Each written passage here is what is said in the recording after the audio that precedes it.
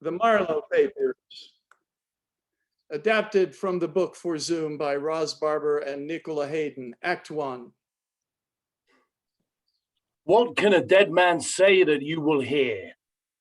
Suppose you swear him underneath the earth, stabbed to the brain with some almighty curse. Would you recognize his voice if it appeared? One tale to whet your ears. A London tavern where a stranger sits, lining his guts with ale. He shouldn't be so close to the playhouse, but the play is his. It's mine, he tells himself, this time out loud from the look on that wench's face. Not long to go till the groundlings enter, high on their own applause. Another beer while he's waiting. And then, sweet joy, they're spilling through the doors, full of his play, rattling with the violence of the scene where the hero dies, the mute face of the queen as she poisons herself. And how he breathes it in, imagining, and leans back against the wall, closing his eyes, imagining how each word is due to him, until he hears... He's odd, that Hamlet, though. Should have killed the king 2 hours ago. You've missed the point entirely. What'd you say? Did you see the play? I hardly need to see it. I wrote the thing. 2 decades secrecy snuffed in the puff of a pointless argument. But the years have built me to this point, this snap, this wild attempt to resurrect myself, unthought through, yet imagined many years. You're Shakespeare. No, he's not. I've seen the man, and he isn't fond of drinking, that I know. He doesn't mix with the likes of us. That arse is not the author. I am. This is my play. At 22, the play was Tamburlaine. They'd never seen the like before. Applause, a clapping swell like starlings after grain, and Edward Allen's striding off the stage, dressed as the thunderous Tamburlaine. Some beer! Look what you've made. They love a monster kit. I love to be one too. My love, some more, and a double supper, beef and bread. All yours? For both of us, you fool. Oh, that was something. I had them in my pocket from the start. Your words, I tell you, if I had your words 3 hours a night, I'd set the world on fire. The man who sidles up behind his back is red and pointy-bearded, greenly cloaked. May it not be so. London's tortured ears are sick of it already.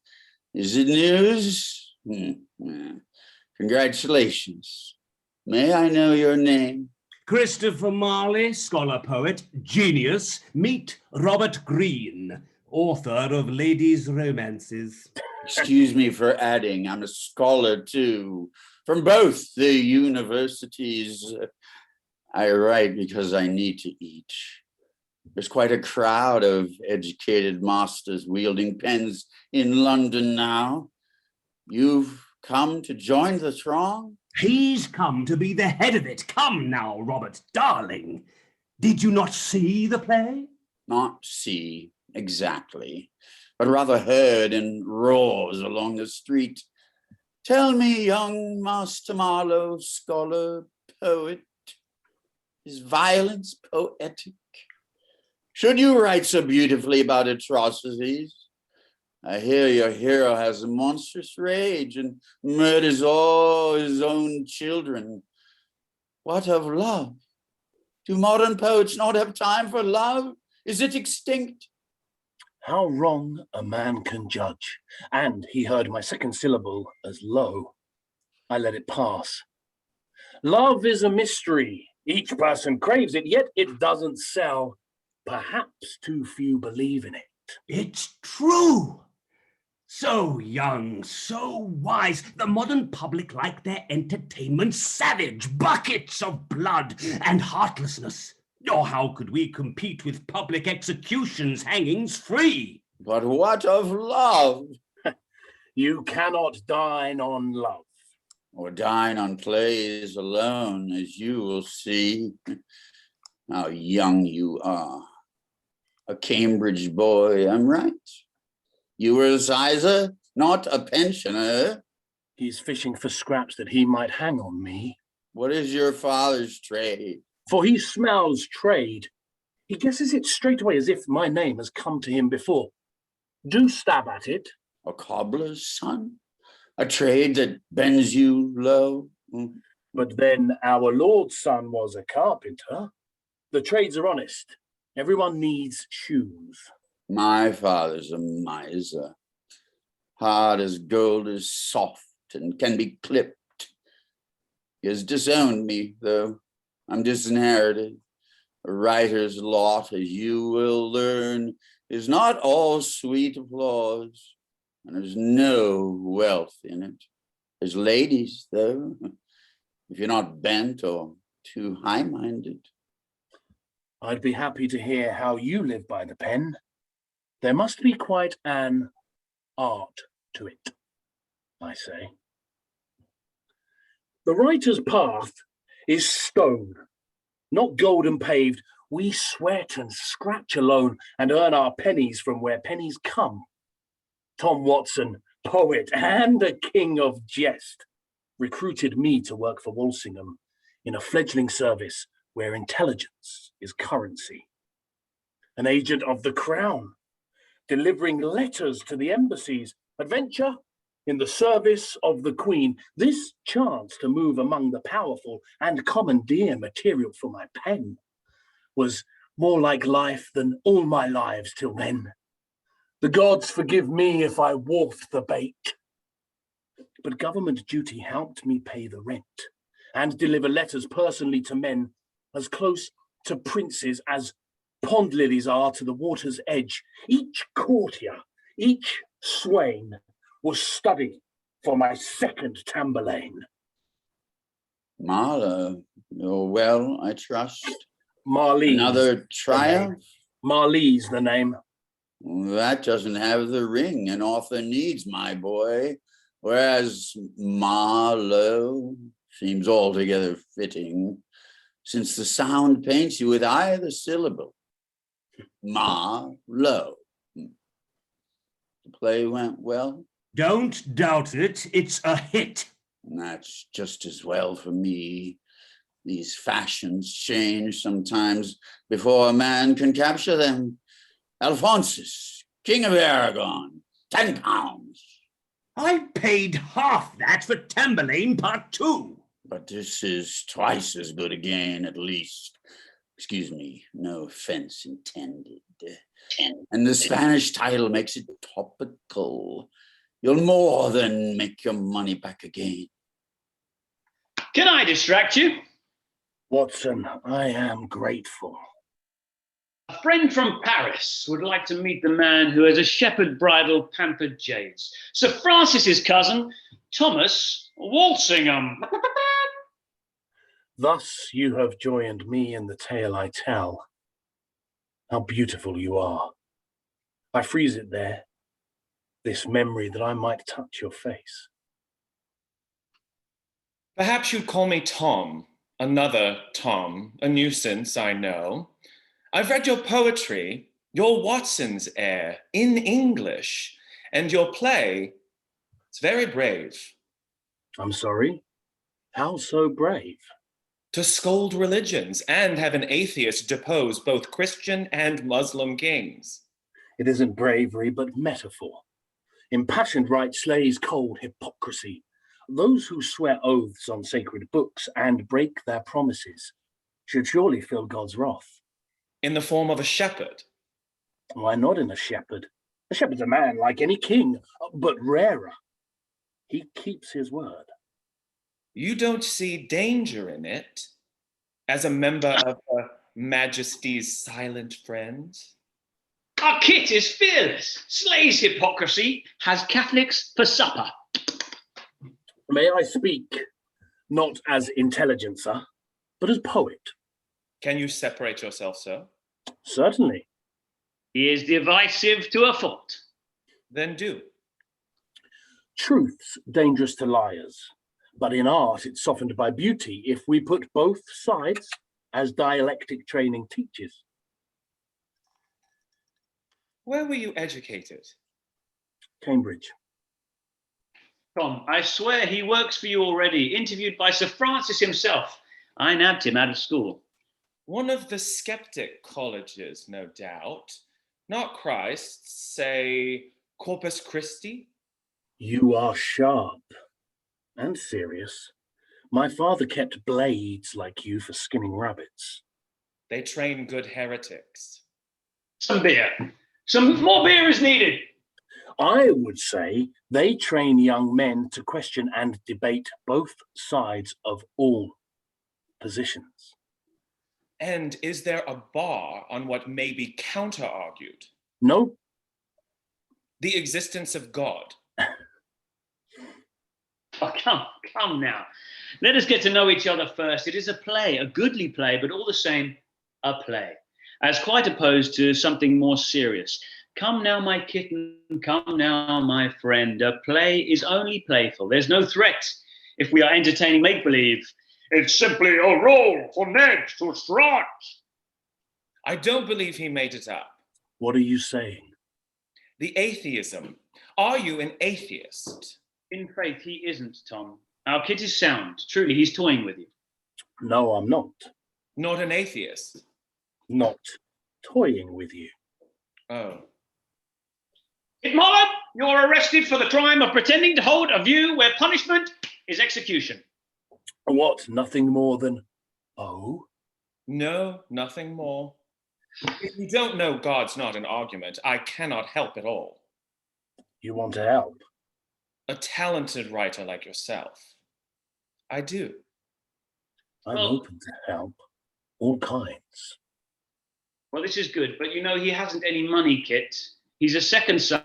His brother has the manor. Handsome place too, at Scadbury, Kent. But Tom's as light of pocket as the bee brushed with little pollen short of honey. Just as well, Kit would spend it all on clothes. For beer, we can pull together. Kate, a jug. She's quick on her feet, our Kate is. Thanks, my girl. Watching towards ale for all three of them. And might you settle now? What? Settle me? Nay, never.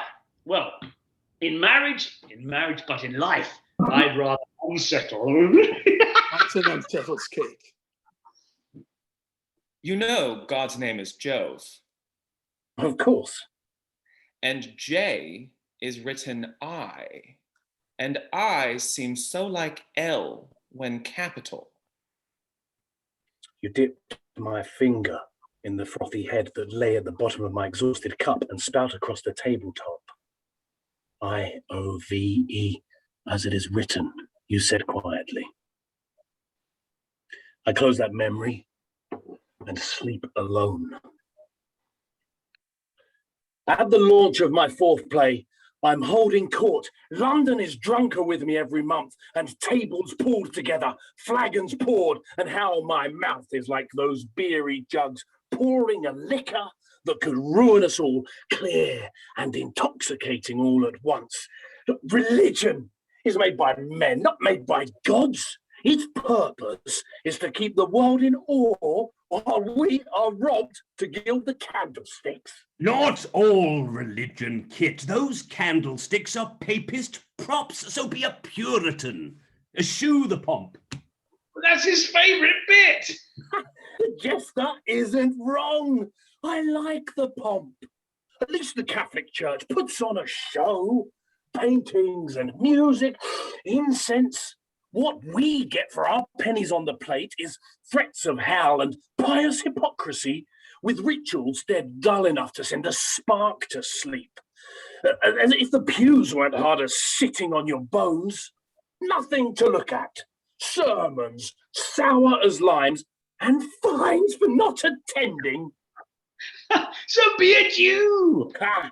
Could I change my blood? Yeah, I'd rather die than offer my quill to have the end snipped off of all ungodly things man ever dreamed. To join a people scorned even beyond players and poets. No, for all that skill at making money. Be a Muslim then. I can't see why a man may not just be, defined by no allegiance, hold his spirit outside religion. Be careful what you say. Can I not speak my mind? Oh, you can speak it. Is England ancient Rome? Are we all slaves? In principle, we're free, but bear in mind the times. You could pick a safer subject. Be Oh. a safer subject. Tom, don't plug the fount of our entertainment. Kit, the Bible says, "Be still and know that I am God." What say we let it rest at that? The Bible says. The Bible is a storybook for babes. And the New Testament is filthily written. It's hard to credit that the word of God would have no poetry. But it speaks of love, of loving one's fellow man. You can't object to that part, surely. No, all love is good. But you do believe in God. You do believe. I believe in truth and beauty, the divine, but literal miracles, water into wine, a virgin birth, the raising of the dead. So Christ was a bastard and his mother dishonest. He was a carpenter, a mortal man. What are we meant to worship? Didn't the Jews, among whom he was raised, know who he was and whence he came, and they had him crucified?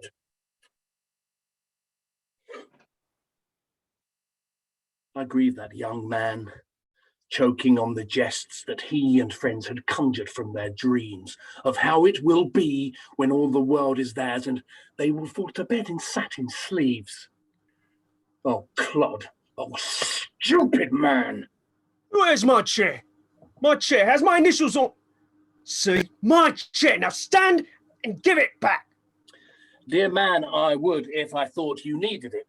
But you can stand up by yourself despite how many pints? This chair's so comfortable. I fear you'd slump and lose all benefit of being tall. Once sat, a man must rely upon his wit for his defence. Take no risks. If you stand, you can rely upon your knife, although I wouldn't. There are more of us. So superior with your clever words and your friends with velvet capes.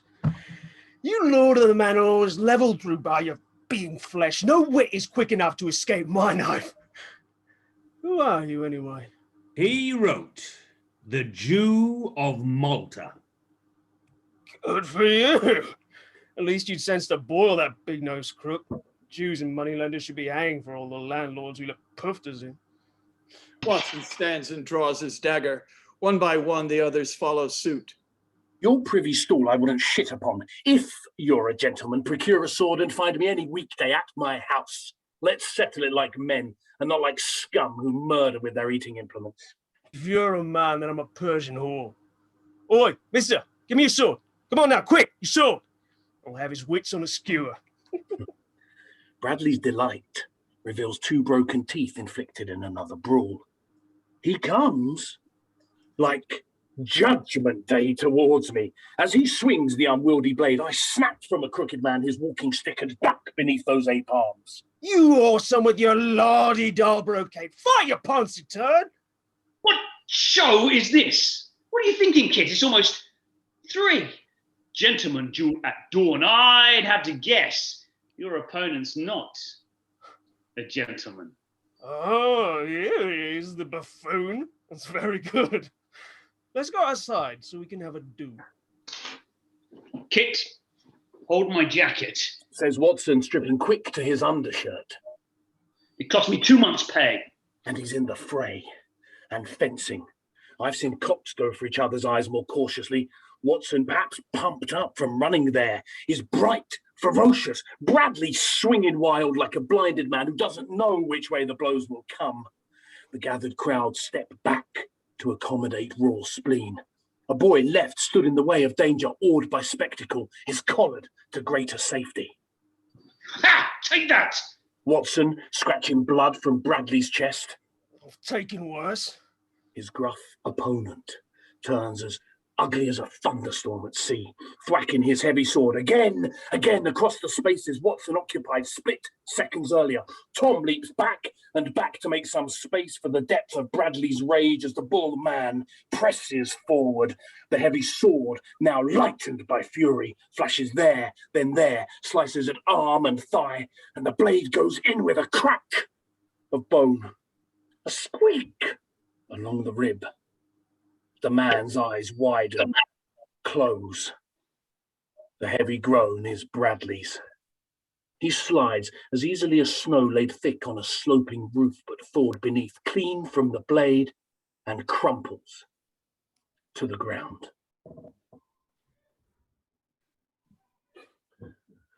Thrown into limbo, Newgate's deepest cell, to await our pardons and to join those souls who spend their hours watching rodents fight for a crumb of something rotten. Fuck the smell, Says Watson as we're harried down the hall. Jail costs, and those who can't afford to pay to shit in a pot have smeared it on the walls. Here we'll await the pardon of the crown. The stink of resignation follows us down.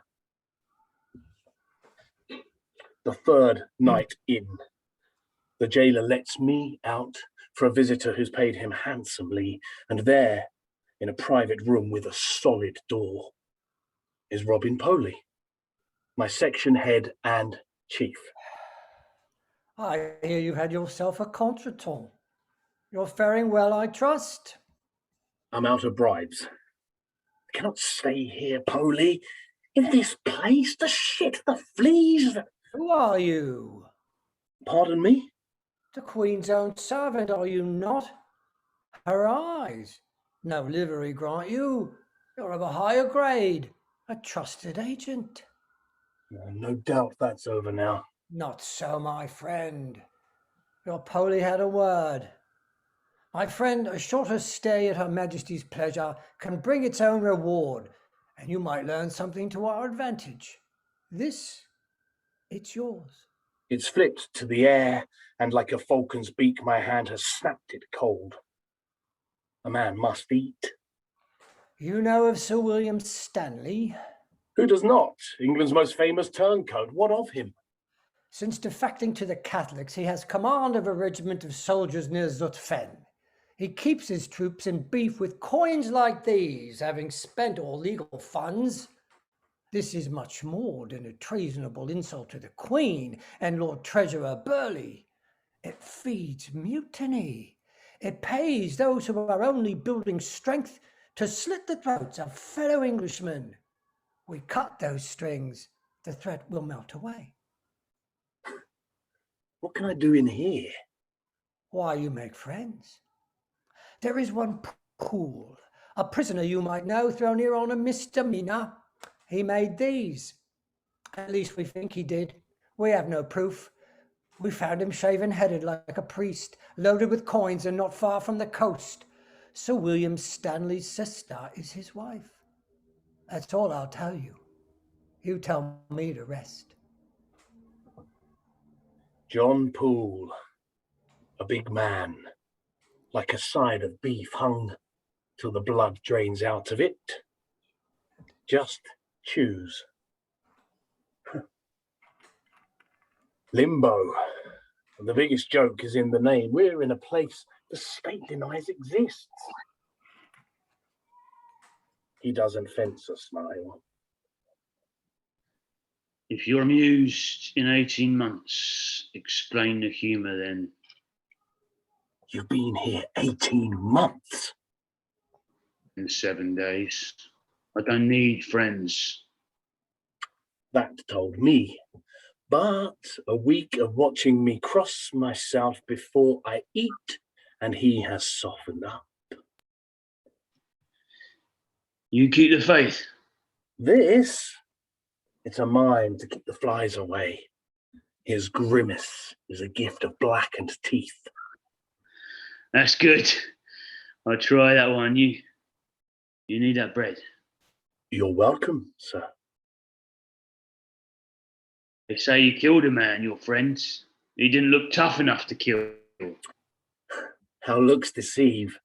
Were we to go by looks, I'd say you were a shaven-headed priest whose locks grew out. A clown, eh? So you heard. Arrested for a haircut. You're not a priest? Not enough Latin. I dressed as a priest for a private joke on my sister's wedding day, a crime of clothing, though no law exists until they make one up. You eating that? I'm full, I say. He grabs it like a thief would grasp a chicken by its neck and eats.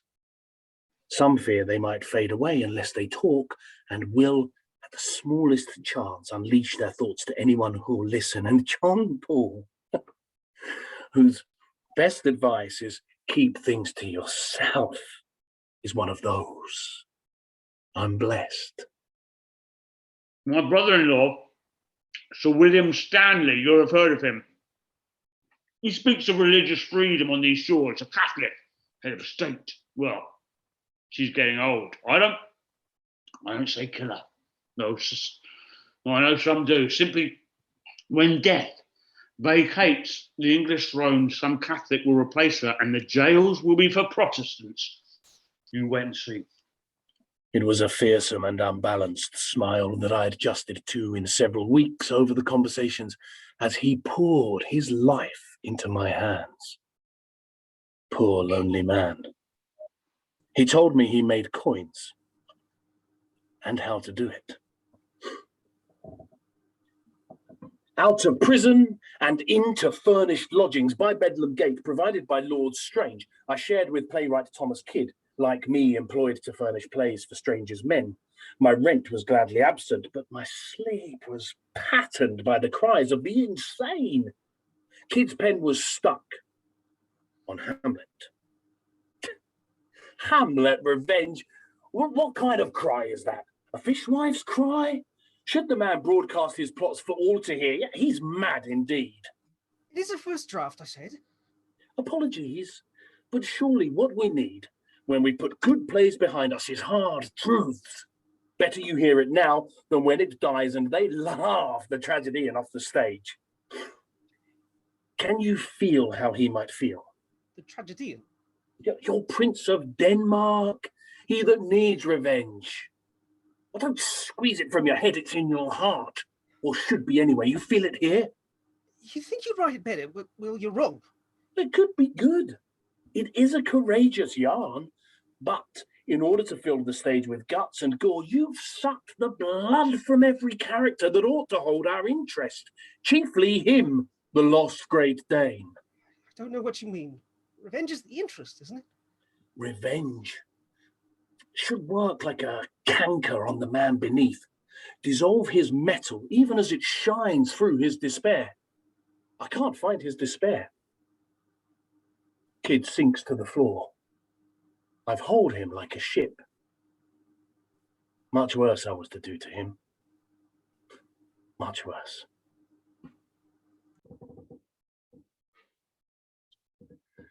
Your cousin died, and at his funeral we clasped like brothers, though your cheek on mine set me alight again. You'll stay a while, I miss your company. And I miss yours. The silence between us like a pact of kings exchanging truces. You could come to Kent. I cannot leave London. All my work is here. On that front, Lord Burghley would speak with you. Morley or Marlowe? Either will do, my lord. The Earl of Southampton is my ward. An exceptionally fine young man, with all the arts a responsible guardian should train him to. A taste for poetry, debate, good wine, but not, alas, for women. That is to say, not so much that he looks the other way, but dreams of sport and of a soldier's life. and says a wife would hamper him, where I would have him settled down. He is 16 and listens far more to poetry than me. I wondered whether, for a generous sum, you might persuade him of the benefits, that is to say, desirability of marriage. My lord, if your imagining a poem of mine would turn his thoughts to women, my friends have made too much of me. Though women boast charm, some men are naturally averse. He's not averse. He's simply disinclined. May 1590, daytime in the garden of the Cecil House. Why should I marry whom that man decrees? Love is what brings us close to the divine. To wed for less is shabby compromise. So tell me, you're a poet. Am I wrong? Should I forget my heart? No, never that. I liked your play. It was enormous fun. Thank you, my lord. But I will not be swayed by you or anyone to marrying.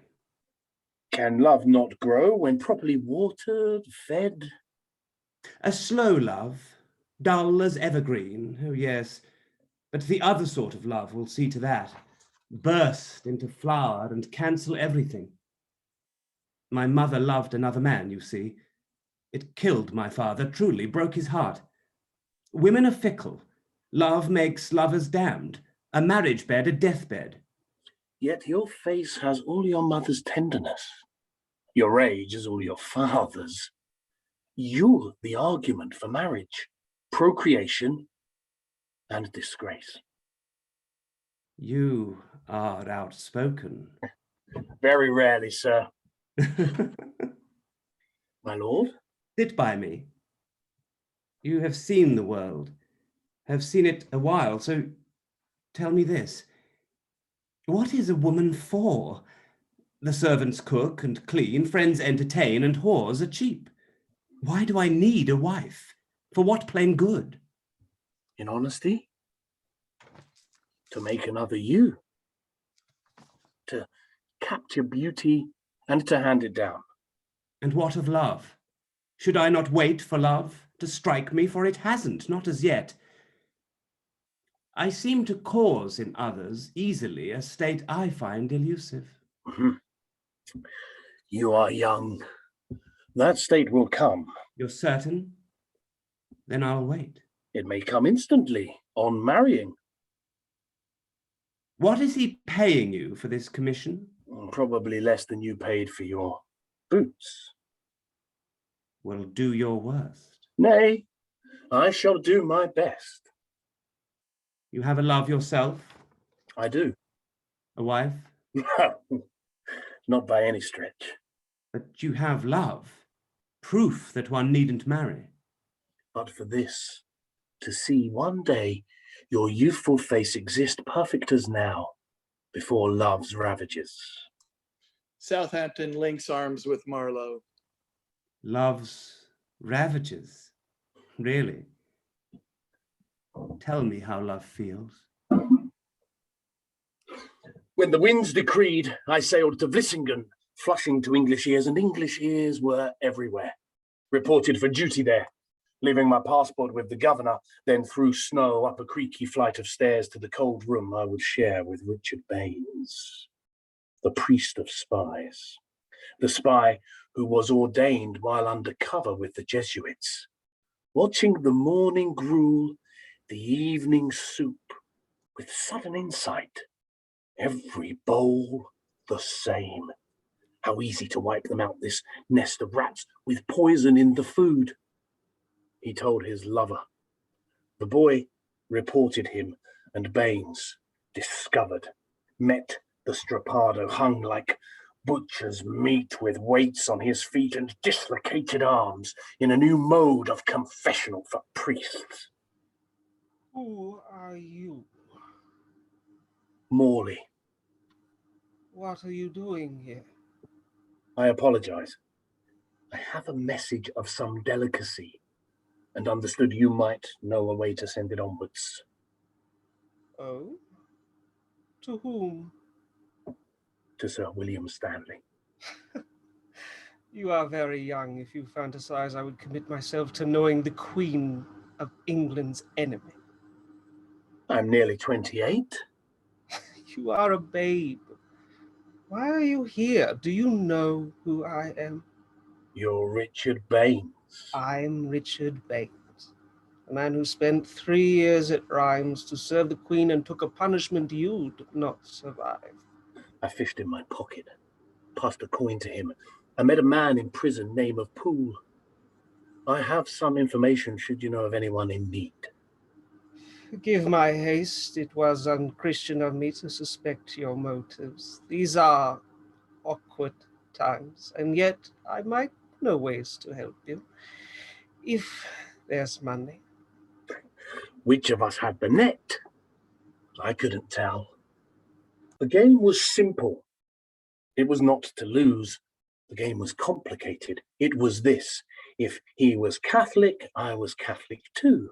If loyal Protestant, I mirrored him. Neither of us committed to a thing. The pewter coins I showed him how to make were supposed to be the only obvious fake. Remember the Jew of Malta? If I wrote a play whose central character was Baines, I never dreamt he'd recognize himself or be offended. But he'd seen the Jew, the counterfeit believer counting gold above all human life, tainting the stew, out-plotted to a most theatrical end, and played for laughs.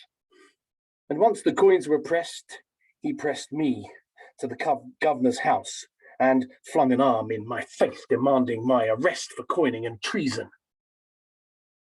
My young neck was saved by this alone. I was in government pay. Faustus! A stranger hails me in the street. Send my regards to Hal. I grab his throat and thrust him against the baker's door. Who said that I am Faustus? The sweetest smell of loaves warms in the air between us. Why, it's known, he stammers. It's generally known. I see his hand making a surreptitious cross and growl into his face. What's known? What's this that's known? That the author of Faustus is an atheist, that you are he. Who said this? Robert Greene. Ah, Marlowe. How kind of you to check my health. I am unwell. They say the very air can spread contagion. Yet one cannot catch the slow death wrought by too much Rhenish wine. And you have been well enough to venture out and smear my name amongst the taverners. Now others spread your lies. What have I said? No more than you've said yourself a dozen times. Christ was a bastard and his mother dishonest. The atheist highlights, if you please. Oh, for God's sake. What's God to do with this, you atheist? I know what you've been up to. Gone abroad to pretend at being Catholic, setting traps for Jesuits. How taxing it must be to believe in nothing. Greene, that isn't true. And protecting Her Majesty is honest work. If lying through your teeth is honest work, no wonder I'm facing death through poverty. Damn you, Greene. Say what you like of me, but do not say I am an atheist. The London streets are thick with discontent. They arrest my former roommate, Thomas Kidd, and press a coffin's weight onto his chest. Out spills my name. Are these my papers? Yes. And 2 weeks on, a warrant for my arrest. There is a note. Your face was blunt despair. From Baines. It's enough to hang you, Kit. Your words, it's all your words. You left a gap, allowing me to summon from my works which words it might have been, and strangely then, I could only remember triumphs. Faustus, mad as he fails to save his soul, or Tamburlaine whose bereavement serenades the loved lost wife in emerald ruby words, Leander's song for the woman he will throw his life upon. It's every quip you ever made on drink. Your arguments against the Trinity, Mary a whore, the Holy Ghost a bawd, and Jesus a bastard. Everyone set down in a comprehensive list of blasphemies. How much I would prefer I had been damned by the words I crafted carefully in ink. Instead, my pen was cancelled by my mouth, and scholarship drowned in an hour or two of drink. I'm done for. I said you could not disagree. What if you disappeared? Oh yes, to where? To Scotland, where your friend went. To the king. A wanted atheist? How could he take me in? Abroad then, we've the contacts. What, and hide forever after, fearing for my life? Or end my days in some unsavoury hole stuck on the end of an assassin's knife? I'd rather die right here. Then die right here. You were as quiet as your fear allowed. I barely heard you. What? Then die right here. Not here, not in this house, but somewhere safe. A knife fight staged. The witnesses, my friends. Poley employed to organise the lies. An executed preacher in my clothes. The Queen's own coroner to seal the end. On Deptford Strand, the famous Golden Hind, whose fine proud drake encircled round the globe, sits broken to its bilges, souvenired into a ship of bones. On breezy air, the black-headed gulls are circling for a spoil. The river laps at mud, and on this turn that loops a noose around the Isle of Dogs, slides swiftly round the bend. A hint of salt and fishiness betrays how close the sea is to this widening gullet. And to me. Good morning, gentlemen. The room's upstairs. Marshall will show you up. Luncheon's at 12. I've made it clear that you're not to be disturbed. Master Poley here. He's been delayed. He'll join you presently. He isn't here. He came from the Hag last night, but left first thing. Should I tell you, tying up loose ends? Now, never fret. He's most reliable. I expect you want some drinks. Small beers. Some whiskey. In the room, Skeers pulls a pack of cards from his pocket and plays solitaire. A friendly wind if it keeps up its direction. You have to do this thing. There is no choice. I still have choice. Yeah, you can choose to die. Is it so certain? You've seen the note from Baines, the accusations. You cannot escape them. The foulest heresies I've ever heard are tied now to your name. You'd hang for them. But might I not find justice?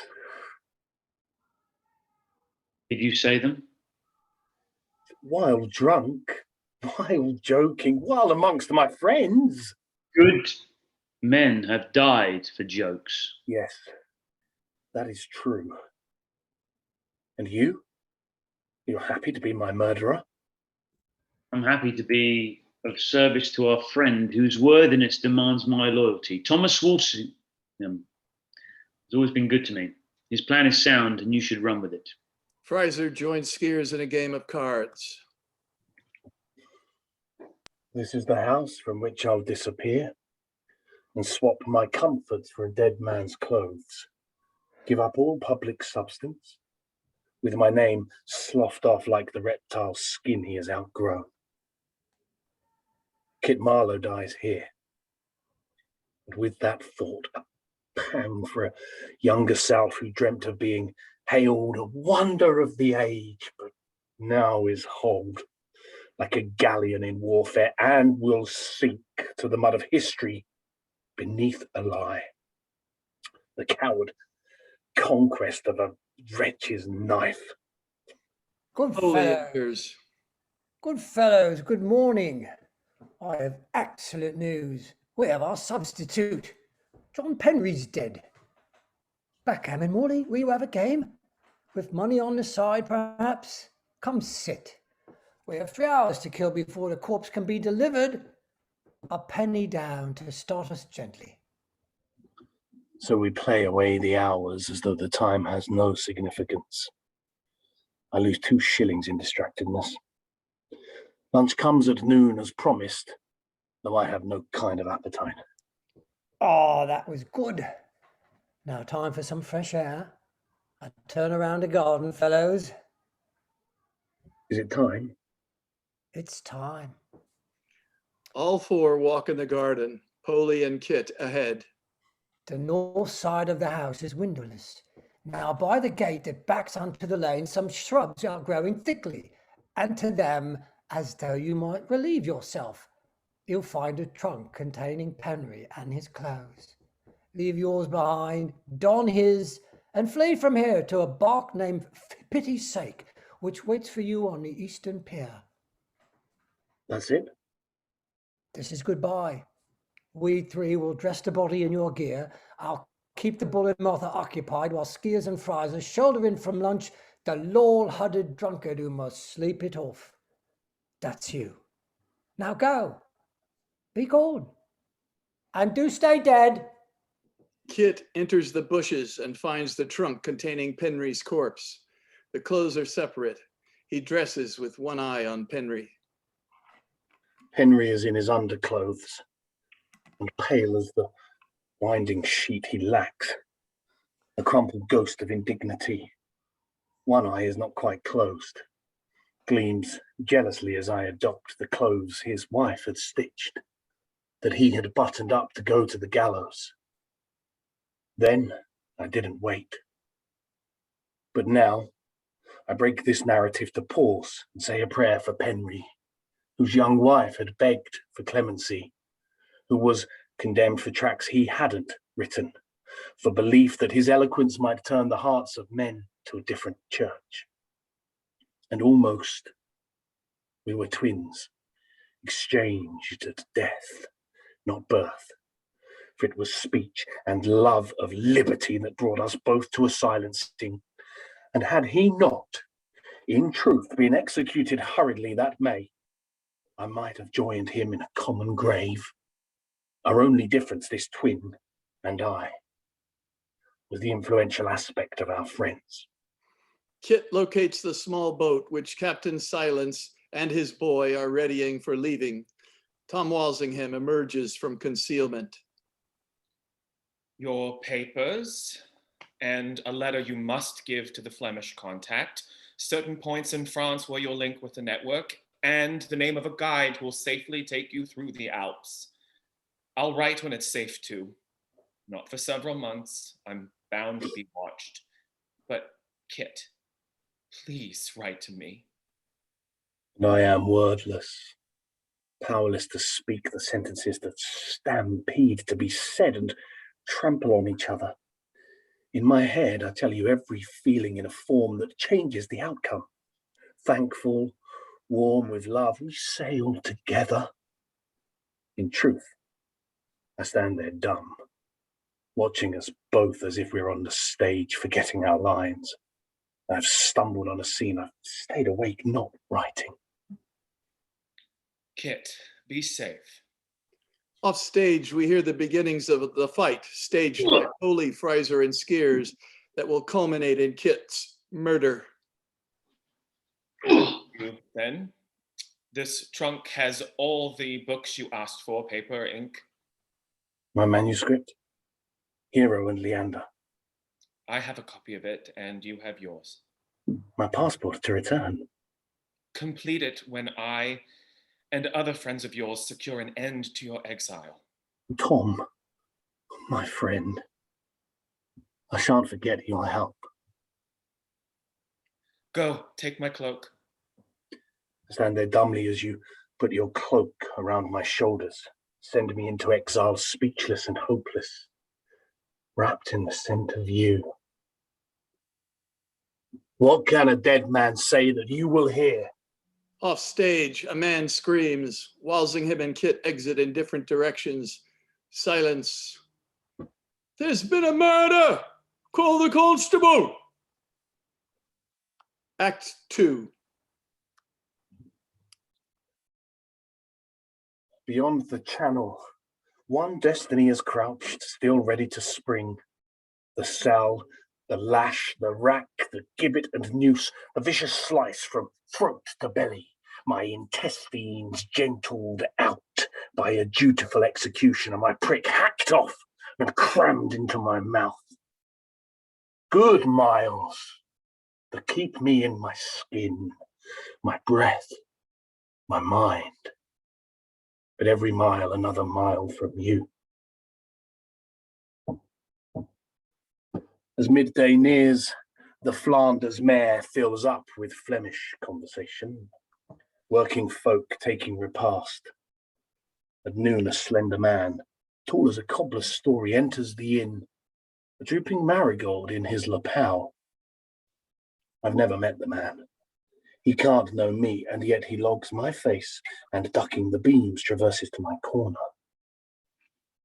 Thomas Thorpe, He says, a proffered hand, I let it hang limp in the air, an unadopted flag. In both ways, he's unshaken. Marigold. The hand I spurned leaps to the sad gold flower and dumps it on the table. It was murder to get it. Sorry, figure of speech. His eyebrows flash an inkling of the fate I'm rumoured to have suffered. You'd be surprised how detestably obtuse the local soil. It's not the soil for marigolds, I'm told. Am I right? I don't know whether to take this literally or as metaphor, since marigold has long been service code for Catholic. I haven't said a word to help him out, provoking the eager man to ask me straight. Monsieur le Deux, have I made a mistake? What makes you think I'm Monsieur le Deux? He pauses thoughtfully and tucks the flower back where its drooping head offsets his air of confidence. 3 men are here alone. One is old as Christmas. One possesses a wooden leg. The other one is you. Your caution's admirable, but you've the air of someone set upon and robbed, my dear. Thus, I concluded, you have lost something that's as yet unrestored. Your name, perhaps. I have on my person, however, something of yours. A publication, fresh picked from St. Paul's.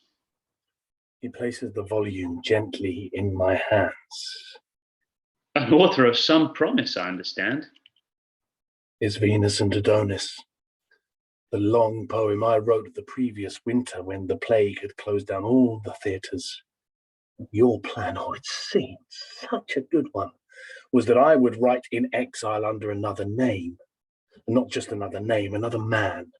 A man to shield me from the curious. This William Shakespeare man. This man is me.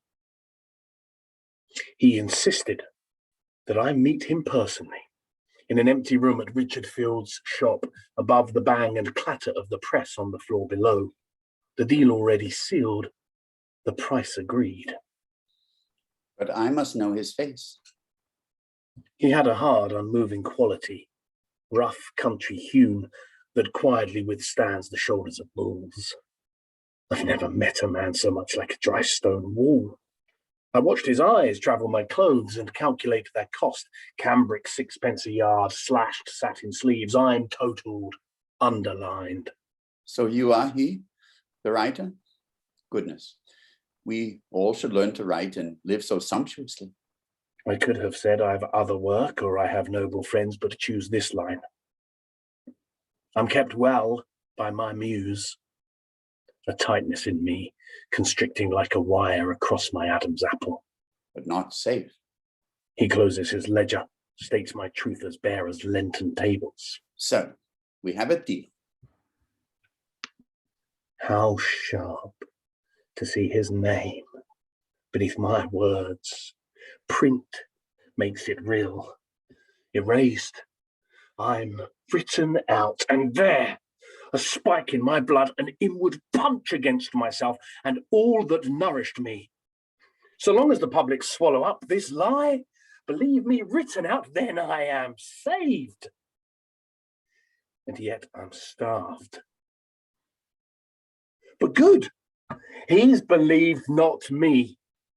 Yet dreadful, my work, condemned to bastardy, conceived as if my muse had slept with him. And has he kept his head down? That he has. He's happily in the country where the folk don't read a lot of poetry. Thorpe smiles like a reopening wound.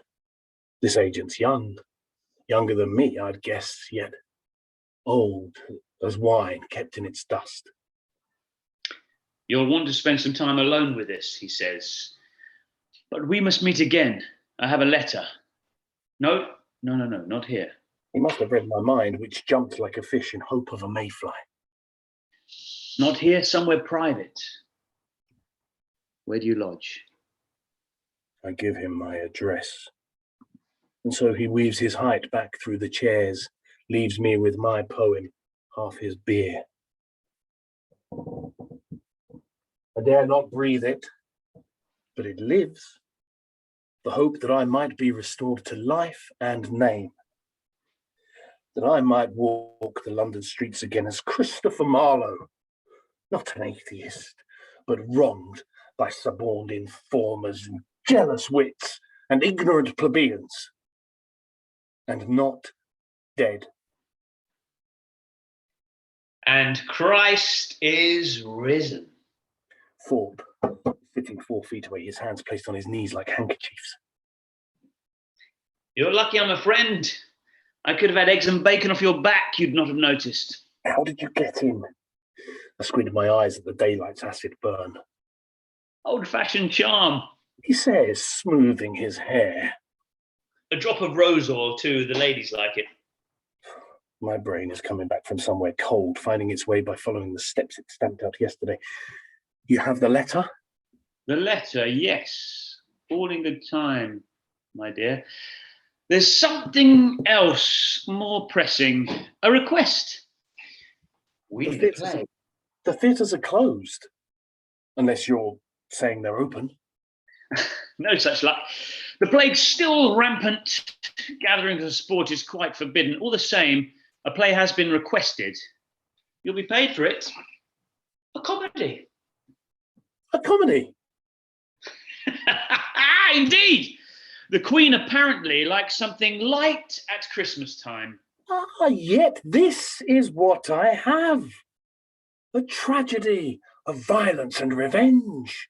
Titus Andronicus. The crowd will love it. The sharers will make a mint, but they'll complain about the cost of bull's blood and the slopping and mopping for each performance. Here, it's done. Or close to done. And then the comedy. I turned to Thorpe. What was amusing once seems less amusing now. I am obliged to forego my native tongue, go by a name I cannot tune my ear to when it's called, banished from friends and loved ones, putting miles between us daily. That's my life. Can you find comedy in it?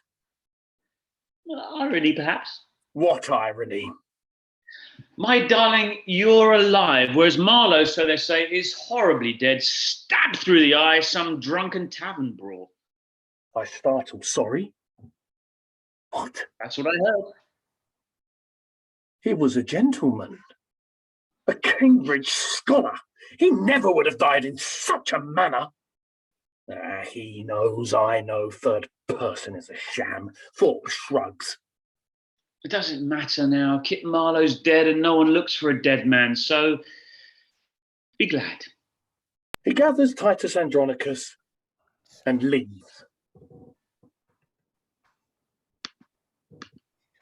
There is a village shadowed by the Alps where early evening paints the snow as blue. I still play French in northern Italy, nodding bonsoir when I'm bid buonasera, and traipse the lane towards my rented room, letting the creak of snow beneath my boots return me to Cambridge, London, colder Kent. Poley. Good sir. It seems you're still alive. Another year. And yes, no thanks to you. How did you conjure that? Without my help, you would have swung last year. Without your help, I wouldn't have been projecting for the state and stuck my neck out. Yes, but see the light. You could be dead. I am dead. Yet what corpse will shortly take me to the village inn for something mulled while I recount to you the tale of your revenge? And think on this, no poet has ever vailed till they're dead. Rather be infamous than buried bland. My works are tainted with me. Look, it's cold outside. Let us continue somewhere off the road.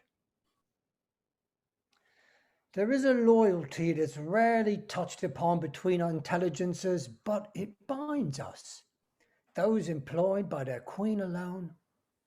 Some of your friends felt I should look for Baines. At first, he'd gone to ground, as will the fox when hounds pursue it.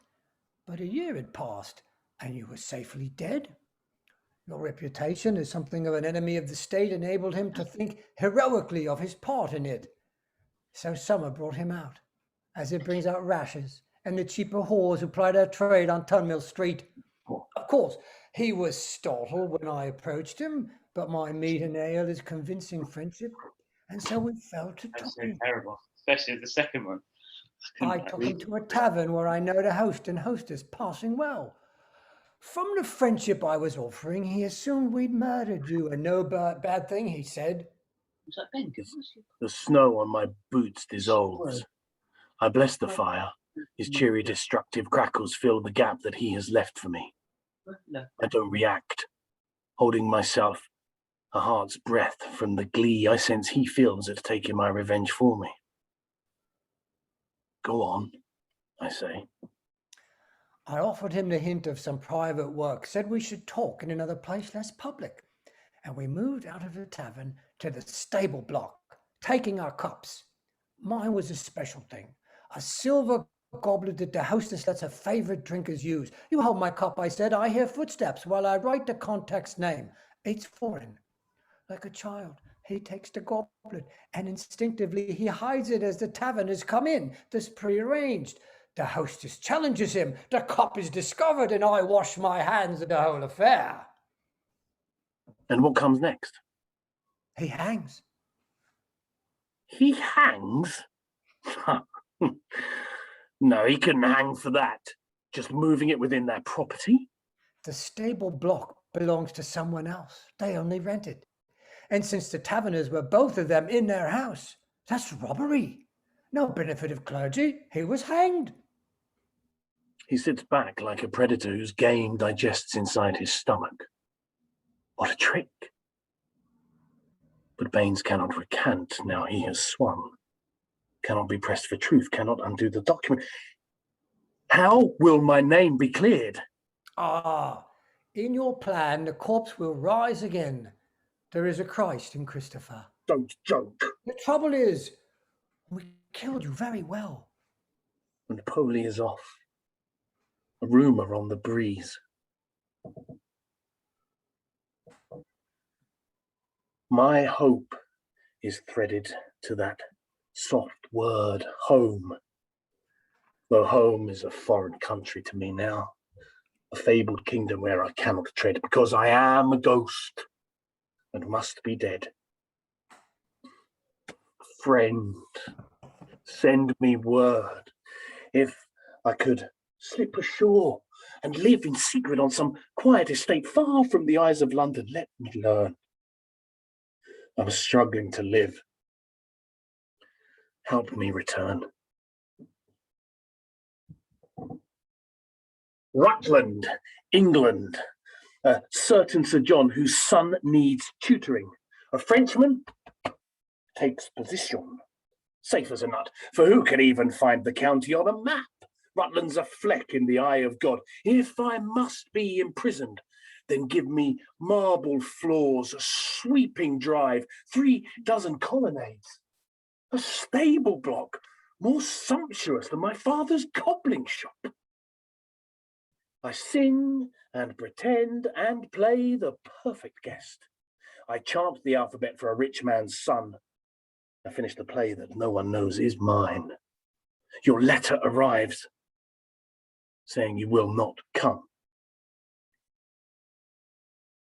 There is another tutor here, a woman, some dark wind huffed and made her manifest. I go by Ide Devote, she says. Why laugh? What's funny? Sorry. The name comes to the ears as high to the fault in English.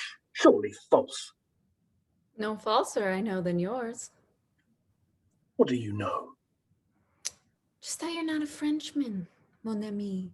Your accent's true, but the lascivious gaze a Parisian would deliver has betrayed you by its absence for an Englishman. And desire began, like running down a hill with the wind behind me, careless if I fell, this urge to spill myself. Yes, I was one the moment she hooked the truth of my pretense, fell harder as she shared her woes with me, with all the beauty of a ruined nun. December chills the sheets. Much warmer they become when doubly occupied. She stops resisting me, my garrulous lovely-eyed, to obtain my furnace in her bed. The month brings more than sharpening frost and softening thighs. It brings delicious news. This letter of yours, it lit you like a candle and you ran away from all of us to read it like a cat who caught a bird. Since I share all with you, most intimately, what will you share with me? My body, I say, stroking her shoulder. No, you cannot sell me what's already mine. I have your body. I would know your mind.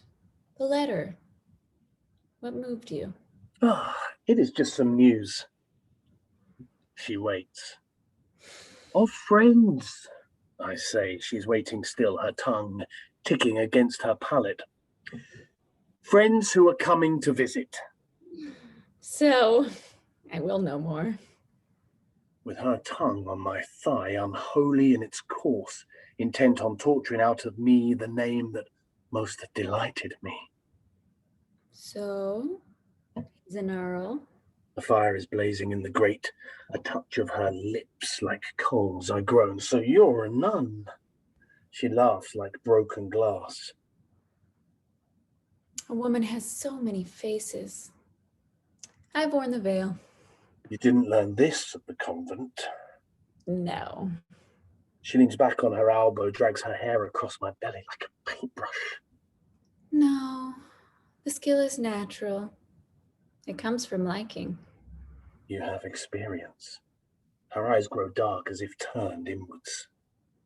What have I to sell except the thing men most desire? Myself? My flesh is only ever a hired mount. My heart, I'm saving. Saving for me? Perhaps. Call me my truthful name and tell me yours. I can't. It's dangerous. Well, she makes a noise like swallowing poison, turns her head away. She shrugs off the hand I reach to her. No good. A lover should be honest, should be true. It's time to tell me your name. I've told you mine. I do not sleep with strangers anymore. My sulky temptress looks so beautiful.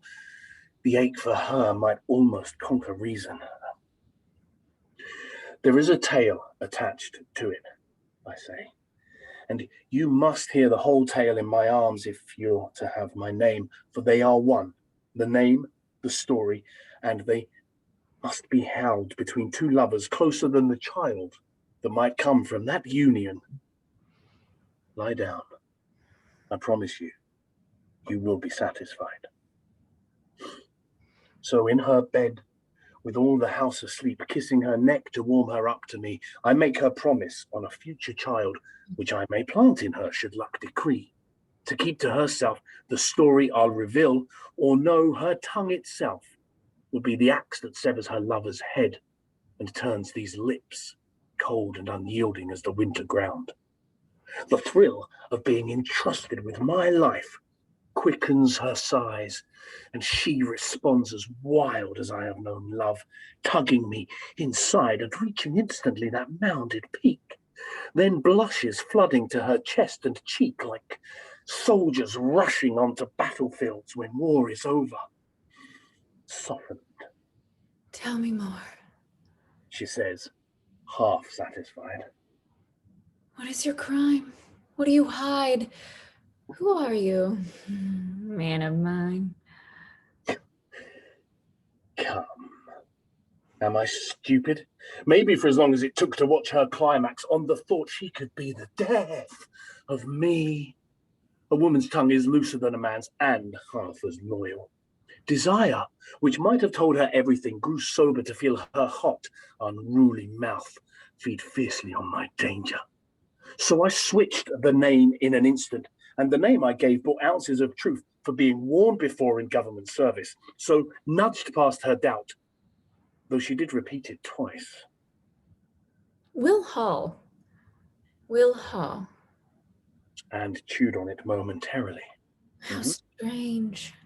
I had an inkling for another name.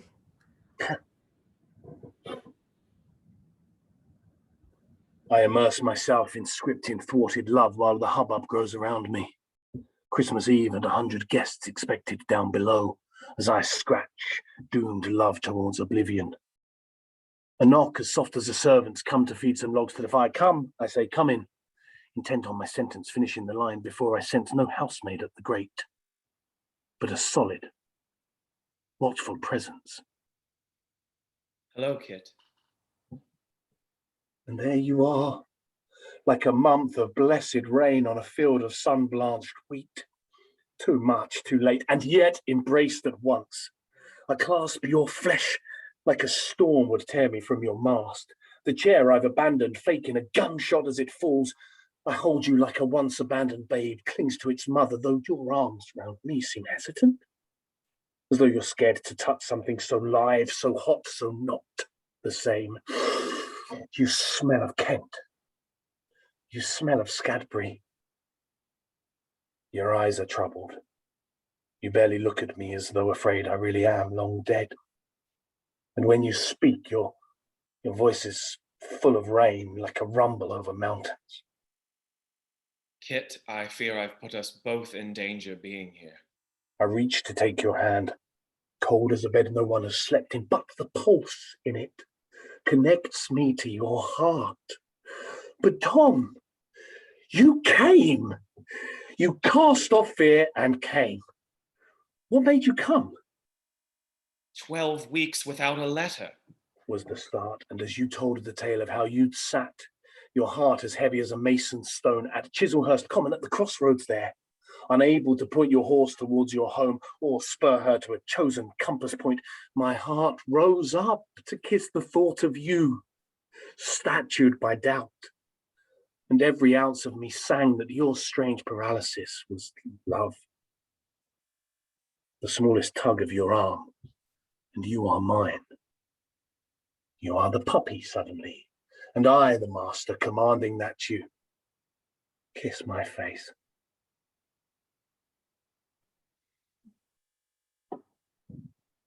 You dress yourself, each button carefully replaced in its hole as though it never left. It's hard to be naked when you're fully dressed. You said you would not have me here, and yet I do perceive you've had me thoroughly. I would not have you here. It isn't safe. Abroad is safer. Thomas, when I left, you said you couldn't follow me because some might suspect your role in it. Still true. But time has passed. And has not changed a stitch. We can't be together. You want a dozen whys? Because you're dead. Because you're known in Kent. Because I have a house and a staff to run. Because what we are sometimes drawn to do is a capital crime. Because I want a wife. Sorry, but Kit, I swore I wouldn't do, but... Kit, come and sit by me. It's warmer here. Nobody doubts I'm dead. Not nobody. But mostly, yes, your death is very famous. More famous than your life was. So you might more safely visit me abroad, perhaps, if I went abroad again. It won't be safe. Kit, I can't live pretense. For years, my job was setting up secret schemes, devising lies for others to populate, and I can bite as hard on my tongue as any man, but not if I'm in your company. Who are you now? Will Hall? Louis Le Deux? What if I slip one night in the grip of wine and call you Kit in a public place? It only takes one ear, one English-speaking, sly, take-for-profit ear to root through my history and dig you up and snap.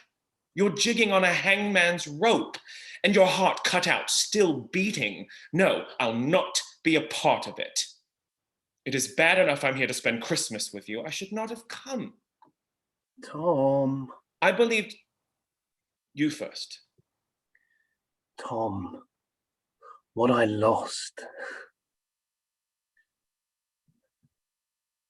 Say nothing more. I understand you, Kit. What keeps me hidden is my love of you. Then love me constantly. Grip to that love if you cannot love yourself. What's there to love? Sweet Kit, you must stay hidden. Oh, for you. I'm not the only thing that keeps you sane. You've said it yourself before. You live to write. What else do I have but writing? Where my friends and drinking used to be, or riding down to the river for a boat, or afternoons engaged in the playful fairs of theatres. Well, there's pen and paper and those endless hours in which to fill it. You speak bitterly. If there were no hope, Tom, I might be restored to my former life and reputation. Kit. You think it will not end? Kit, we worked hard to have this lie believed. It isn't time to undermine it. They would have you killed. Who they? Archbishop Whitgift and the rest. Come on. Kit, nothing's changed. You can't go back to the life we've buried. There's nothing left. No hope? All hope is in our current plan. The plan to keep you writing and alive. But no one knows it's me. That is the point. You have to live with it. What if I can't? Then you'll die for it. And I will swing beside you. When a desert gets its rain, it's all at once. Descending with you to the banquet hall they've cleared now for a dance. A glimpse his hair. You notice I've stopped, retraced 3 steps to hiss. Your obsession with that boy's insufferable. And yet I'm drawn. As I reach his side, you've gone, slipping away as thieves do in a crowd, unwilling to make believe. This is a move too dangerous for you. Monsieur Le Deux. I'm beckoned close to meet the youth I know too well. And not at all. Young Henry Risley, the Earl of Southampton, meet Louis Le Deux. Sir John's a little drunk. Southampton turns and the ripple passes through him. So intent does his gaze become, our host is melted free from his company as wax from flame. Le Deux? Cracking, his voice a hint of broken boy. Kit, how are you? Le Deux, my lord. Though I would have it otherwise, we're not alone. Surely the time has come to call me Hal. I loved your poems. The second was very dark, but the story clear. You are the nightingale singing of your destruction. Have a glass of wine. He puts his own into my hand and takes another from a passing tray. The spot where his lips have kissed the sheen away, he turns towards my own. You need a drink to warm you through. My lord, it isn't safe. The tongue behaves like an unruly child when doused in wine or ale. I am the proof. The smallest sip, monsieur. The smallest sip. So yes, I press my lips where his have been and taste the draught of his intoxicant. He smiles at me. So many things aren't safe, yet pleasurable. Come to my chamber then. but you shan't enter till you call me Hal. May another know this, Hal? It's eyed, all bosoms in her dress or largely out, and lips as wide as the Thames at Deptford Strand. The Earl of Southampton I'd devolt, I say, and watch her almost spill out of her dress as she curtsies deeply. Please forgive me, sir. I'm French and may be tipsy. That's the word. For a moment, he is phased, as if his wit were wiped by the candid beauty of her face, erased by her perfection. Miss Duvault, you are forgiven. Lifting up her chin to crash in the disaster of her eyes. My Monsieur Ledoux has mentioned you before. I don't recall, I say. You're asleep. He will talk in his sleep. The walls are thin in the tutor's quarters? Thinner than the wings of a butterfly. She says so prettily that I forgive her everything.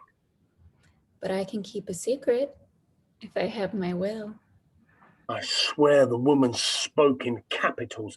Her meaning landed there upon his face in a look of intrigue. Then you must come, too. Must come. To what? All wine and innocence. To a private party hosted in my rooms just after midnight. What? With only men?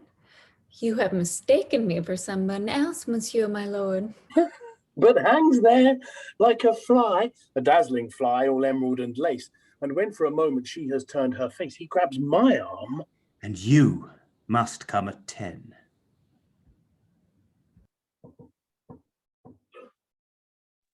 I find you waiting in my room. Your face, an accusation. What?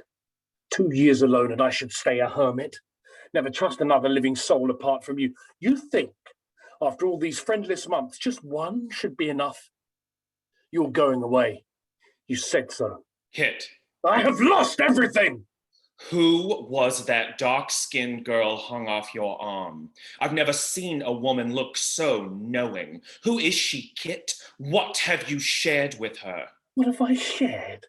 Who is she? Tom. A wife would ask less prying questions. She has been a comfort to me. That's all. You cannot be familiar with anyone. What does she know? She knows I am not French. What can I do? She's French. She knows a Frenchman from a nail. There's quicker forms of suicide and ones that won't put your friends' necks in the noose. Tom. Worst, you've let Southampton in on it. That's not... Your obsession with this Earl cannot protect you from his fickleness. You are his pet, and now his thrilling secret. But be sure, the moment he sniffs disaster, he will shrug you off like last year's codpiece. You've lain with him? Never. You've lain with her? I cannot lie. I'll stop this, Tom. I promise. Stay with me. The panorama of your exit scene. Installed in a chair, my mistress quietly sewing. Who are you watching? You in winter garb, mounting a chestnut mare. It's just a hunt. My eye is clipped. I have been hunting you. 3 days you've avoided me. I have been ill. You don't look ill. I answer, you're a nurse, as well as a nun. I'm more things than you know. Today's seamstress. This dress has a tear. Would make a harlot blush. I turned to see the green dress she was wearing Christmas Eve, her smile as she sews the rent across the breast.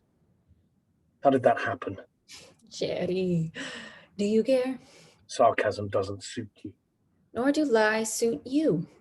Your friend is leaving now? He is. He won't stay for the theatricals tonight? Pity.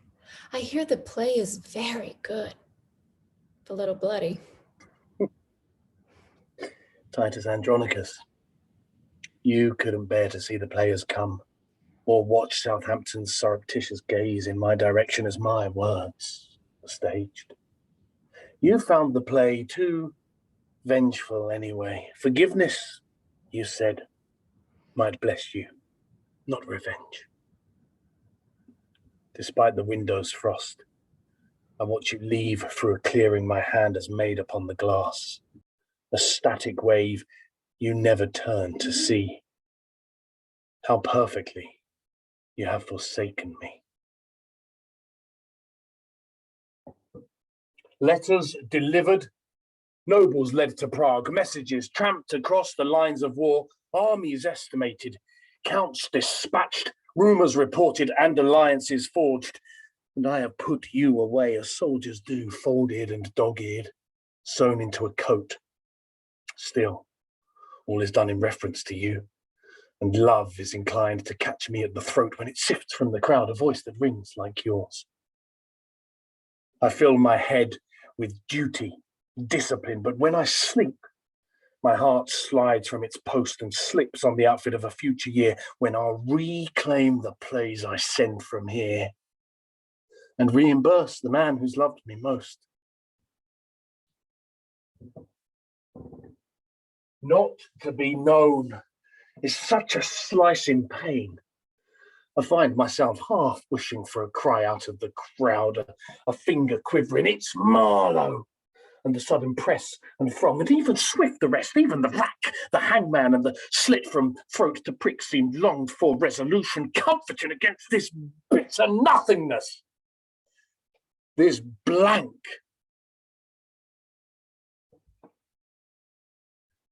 Burghley is dead, and I am working for the French, so say my papers. Since the King of France signed peace with Spain, my mission is to ascertain the trueness of his heart as I shuttle his general's letters back to him. And then I hear Southampton is in Paris, recently married, but at the embassy. He leaves me twitching in the corridor. Hours, it seems, until...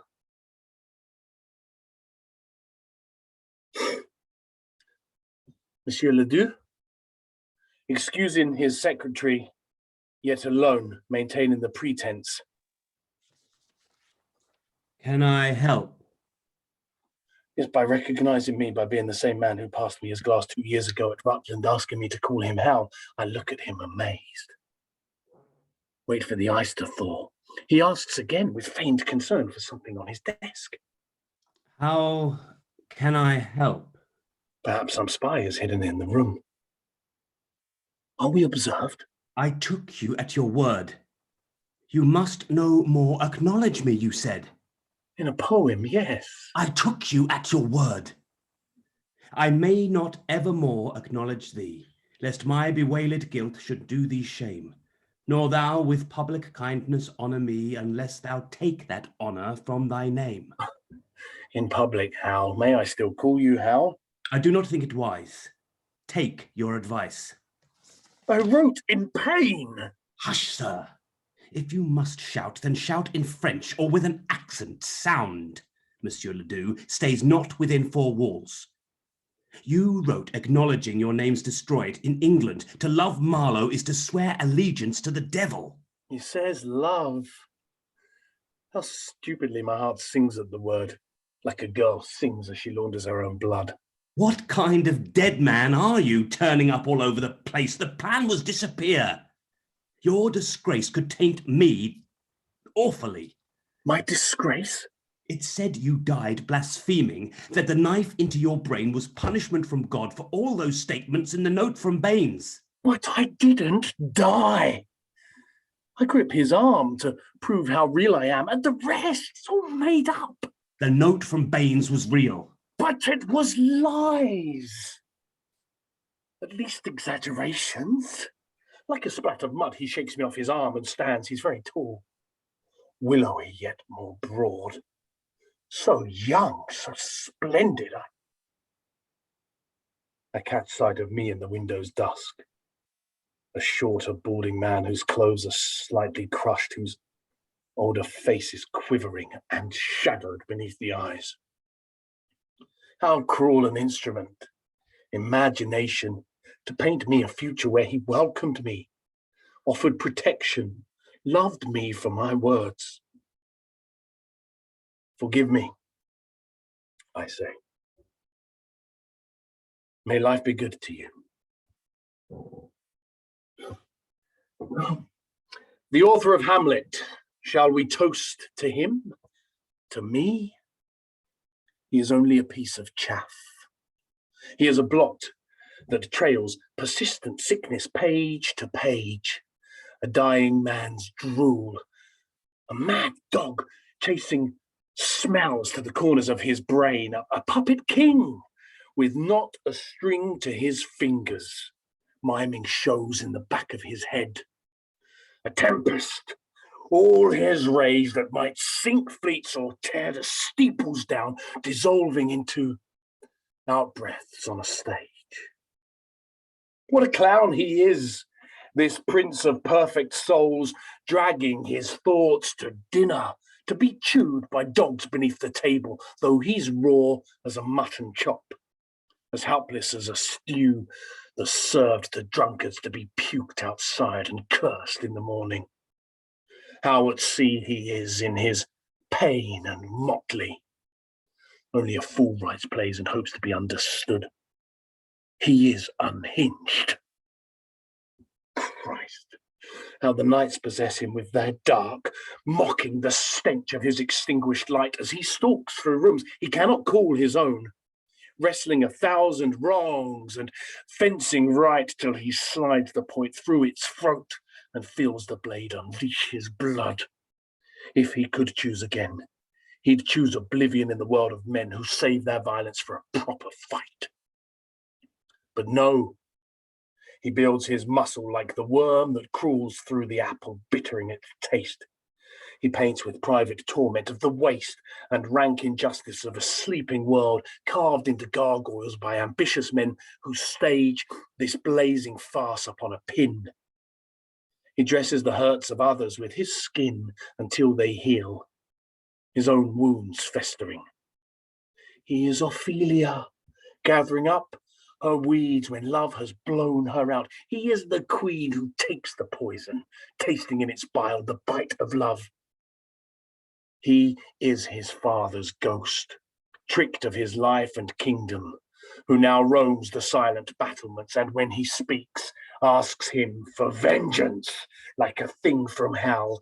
He knows him not at all, and very well. Quiet.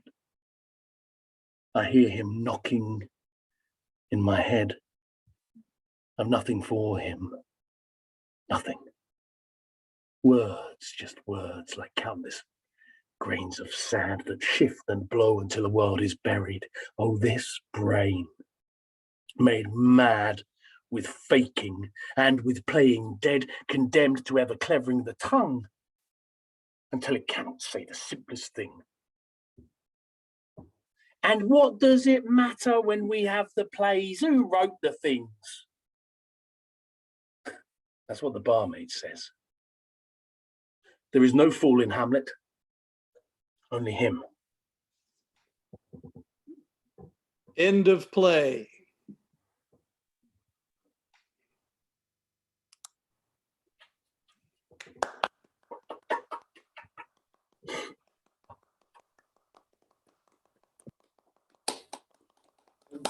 Add 2 on 2 votes. Ladies and gents, you may unmute yourselves. Thank you. Thank you all. We would like to have a short discussion afterwards. If you have any thoughts you'd care to share, please be welcome.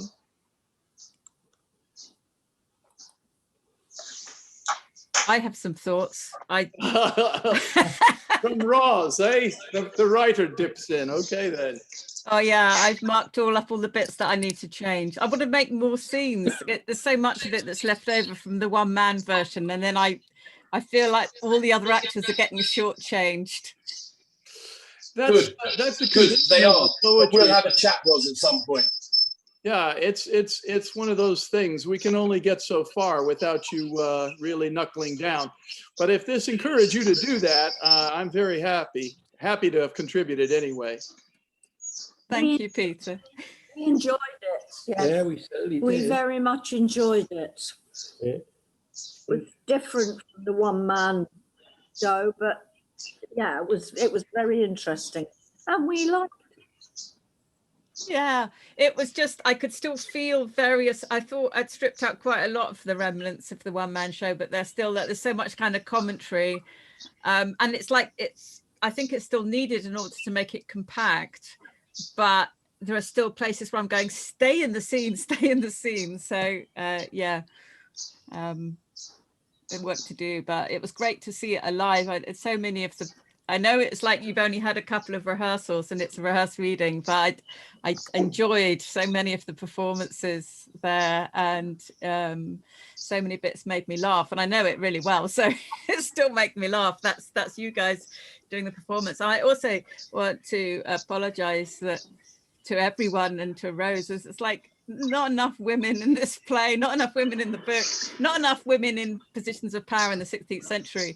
So it doesn't pass the Bechdel test at all. And, you know, I'm deeply ashamed, but what can I say? 16th century was pretty rubbish for women, apart from queens and that.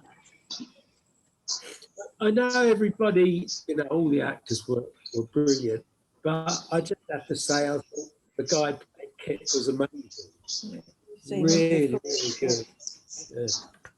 seen him before. Yeah, that's Jamie. That's Jamie. I do have a bit of, thank you very much. That's very kind. I do have a bit of an advantage on everyone else. Yeah, from having played this part before. In fact, almost all the parts that were on that were there tonight, in the one-man version. It's great doing it with other people. Thank you for your kind words. I really appreciate that. Yeah, I had some private messages while it was going on about how amazing you were, Jamie. So, yeah, but it's true. You have had the advantage. I mean, Jamie knows this. In fact, it must be quite hard because he knows it back to front, doing it all himself. So then having to adjust and let other people take some of the parts. It's true. I had a lot of private messages from Jamie throughout the performance criticising my performances. No. Can we just clarify that? Anna, my partner is on my phone watching it. I'm on her laptop performing. I'm in a hotel room in Marlborough in Wiltshire, and she was in the bathroom in the bath watching it. So those messages, I just saw my name on the messages. I was like, who's done that? Anyway, it wasn't me. I want to be clear.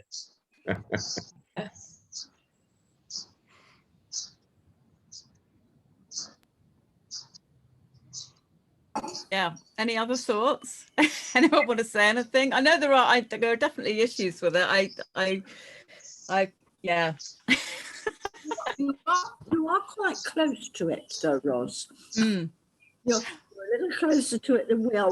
We probably enjoyed it a lot more than you did because we are one step removed.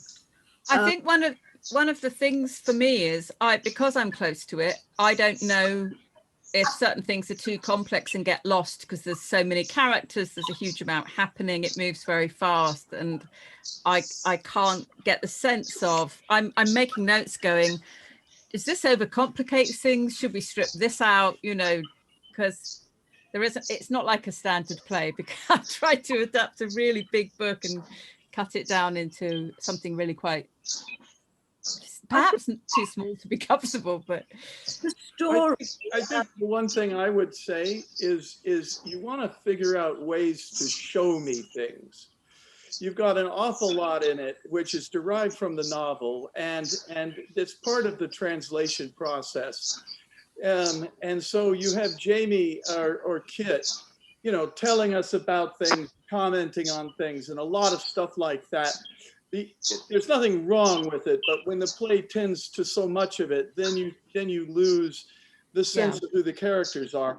The parts I really loved were the opening, you know, that scene in the bar, and all those early scenes where we get a sense of him as a young man traveling amongst his crew. That really has a lot of life in it, and more of that you could do, I would encourage. That's what I think. I've written throughout, I've got make this a scene, just because I think because for the one man version, we had to have a certain amount of commentary because it was quite enough for him to be doing. He said he would the be all scenes that. with himself. But now you know, I mean, we did this with 8 actors, there's 21 roles. So it's doable, you know, you can squeeze it and make it happen. And if you didn't have Mrs. Bull on at the same time as Poley, I probably could have let Rose do it, but I thought, you know, it's just going to be too confusing. So I went there. But you know, another woman in the play wouldn't hurt anybody. Shakespeare's wife, I hear, she was pretty funny. She's sadly not in the book, and so it's like, who have I got in the book? I haven't got very many women in the book either. Yeah, no. I've got Arbella, but there's a whole nother thing that it just complicates stuff. Well, I just want to complicate your life, Roz. I want to make it really difficult and impossible. Mary Sidney? She's not in the, it's like, I'm not going to put anyone in. I know she's not in the book. Yeah, no, they're not. No one's going in who's not in the book, because I've got enough characters already. I've got too many, really. Yeah. So I need to simplify it, but I will look at turning things into scenes that clearly are not properly yet scenes. It was that, hangover from the one-man version, which Jamie has been, before we put this together, Jamie had already told me he's in rehearsals again. Cut.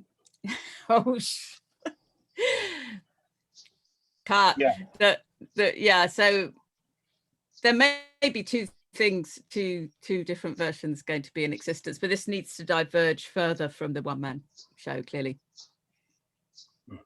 I'd just like to say how wonderful the actors were, all of them. I mean, Jamie, I know very well, but I was really surprised at how absorbed I was in the performances, and all of the actors. Thank you very, very much. It's great. Great job, Max. Good job. Oh yeah, Max, your Southampton, I just adored. I absolutely adored your Southampton. I loved Bradley. Philiop, your Bradley was properly scary in a really good way. I wanted more. It's like going, this is where I'm going. I want more. You know, he's gone before I've had enough of him. And your Baines as well. And Ben's Watson, I thought was just brilliant. Funny, you know, exactly how I sort of pictured him. Thanks, I'm very drunk. It's just, you know, just funny and energetic, and just the way you played that, I really liked it a lot. But I enjoyed them all. And oh, Rose, you know, your Dark Lady was so sexy. Much sexier than watching Jamie basically having sex with himself. How dare you? Okay, I'll grant that. Everyone enjoyed the humour of Jamie playing both Kit and the Dark Lady. It was very funny, but Best sex of my life.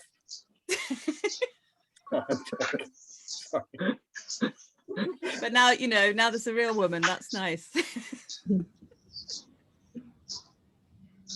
It's been a real pleasure for me, and it's been great. And as you were saying, Ros, having done all those parts, it's fantastic having other people do them, and it's been a real privilege and a pleasure to work with you all. Thank you, Peter.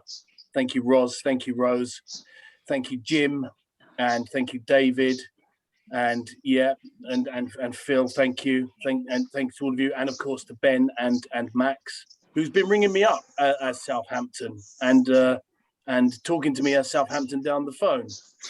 He finds it amusing, I do not. But yeah, so it's been a real privilege. Thank you all. You're lucky he didn't call you up as Ned Allen. Yeah, I know. I do. Jamie, let's go get a beer. Peter, stop giving him ideas. Yeah, thank you all of you for giving your time to this. Peter, obviously, especially because you made it all happen from the outset and kept, you know, gently prodding and pushing me. Thank you so much for all the time you've put into this, but all of you, wonderful actors, thank you so much for bringing it alive and for helping me see more work needs to be done, for sure. Well, I look forward to seeing what you do. Very, very, it was enjoyable, and we're looking forward to seeing the next version. We've loved everyone so far. Like to see Will that be on at the Globe or what? Where's that going to be staged? What was that? I said, will that be on at the Globe? Maybe where will it? Yeah, I don't think I've got a contact at the Globe anymore. But yeah, it would be great, wouldn't it? It'd be great at the Globe. But I think it's possibly too heretical for the Globe. People do get concerned by the heretical subject matter. So we'll see. But find a home for it, hopefully. Yeah. I believe someone else on this screen has got a play about Marlowe that I think is coming to London in the autumn. Is that correct? Because I'd love to see that. Oh, really? Who's that? I think it's you, Peter, isn't it? What? We'll see you in London in September. Yeah, we'll have a lunch. Yeah, we'll sit Great. down. Yeah, and I'll tell you what, I'll do the one-man version of it just for you. Thank you. Good stuff. Well, listen, folks, this has been great, but the sun is still shining over here in Connecticut, and Ros has to get to her typewriter, so perhaps we'll call it a night. Anybody who wants a copy of this, obviously, Ros, you will, but anybody else, drop me a note, and we've got it for you. So thank you all. Actors, don't forget to send me your addresses so that I can send you your stipend, and love to all of you. Thank you. Thank you all Thanks, for watching. Peter. Appreciate It's you, been a Harry. pleasure, everyone. Thank you. Peter. Well done, everybody. Thank you. Bye-bye. Bye.